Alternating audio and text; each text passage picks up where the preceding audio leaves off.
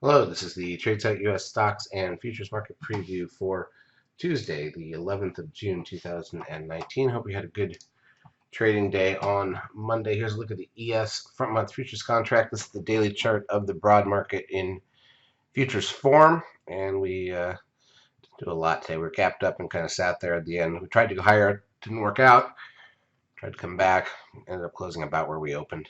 Let's go through the major daily charts, then we'll look at the intraday action, go from there. Crude oil up 7 cents to 53.33.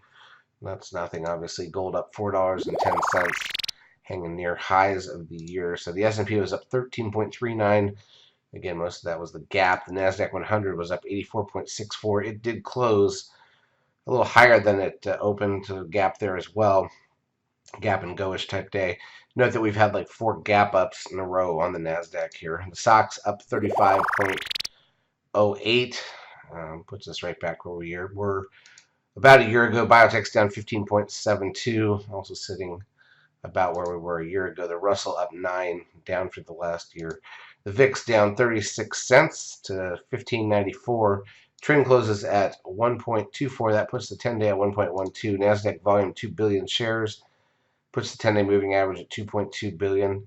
Advance decline ratio on the Nasdaq is 816 million. On the New York, plus 600, 860, plus 816.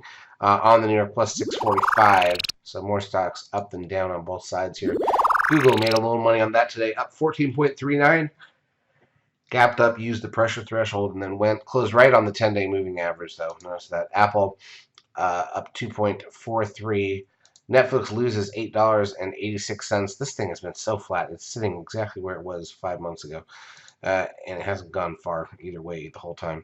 Amazon up 56.60. So after getting hit on some news last week, it's recovered all that and more. Tesla up $8.38.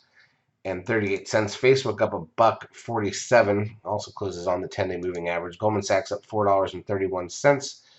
TLT, the 20-year bond ETF, down $1.24, but still very much near the highs of the year. The Dow was up 78 points. Let's look at the intraday action here. So, pretty flat looking overall. We gapped up, tried to go higher, drifted up right ahead of lunch, topped out right at the time we went into lunch, drifted back down, and coming out of lunch, we were even for the day from the open, and then didn't do much in the afternoon. So it wasn't the most exciting day.